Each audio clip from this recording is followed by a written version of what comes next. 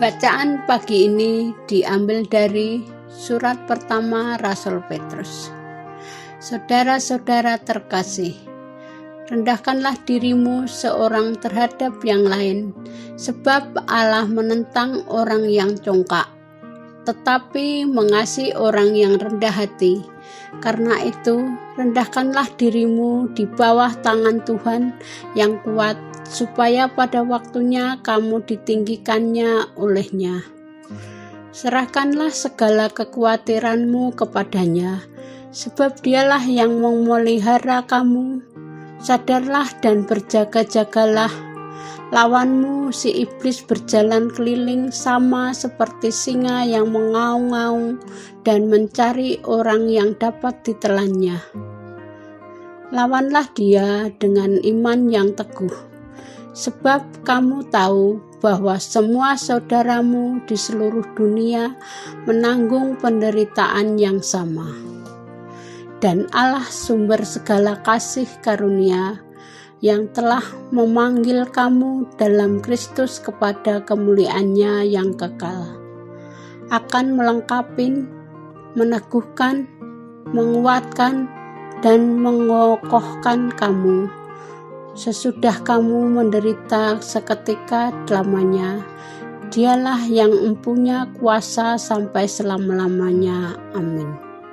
Dengan perantaraan Silvanus yang kuanggap sebagai seorang saudara yang dapat dipercaya, aku menulis dengan singkat kepada kamu untuk menasehati dan meyakinkan kamu bahwa kasih karunia ini benar-benar datang dari Allah.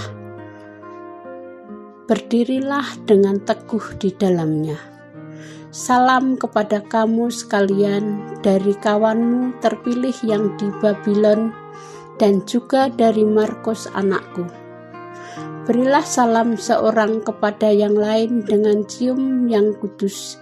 Damai sejahtera menyertai kamu sekalian yang berada dalam Kristus. Amin. Demikianlah sabda Tuhan. Inilah Injil suci menurut Markus. Pada suatu hari, Yesus yang bangkit dari antara orang mati menampakkan diri kepada ke-11 murid dan berkata kepada mereka, "Pergilah ke seluruh dunia, beritakanlah Injil kepada segala makhluk. Siapa yang percaya dan dibaptis akan diselamatkan, tetapi siapa yang tidak percaya akan dihukum. Tanda-tanda ini akan menyertai orang-orang yang percaya. Mereka akan mengusir setan-setan demi namaku. Mereka akan berbicara dalam bahasa-bahasa yang baru bagi mereka. Mereka akan memegang ular dan sekalipun minum racun maut, mereka tidak akan mendapat celaka. Mereka akan meletakkan tangannya atas orang sakit dan orang itu akan sembuh." Sesudah berbicara demikian kepada mereka, terangkatlah Tuhan Yesus ke surga, lalu duduk di sebelah kanan Allah.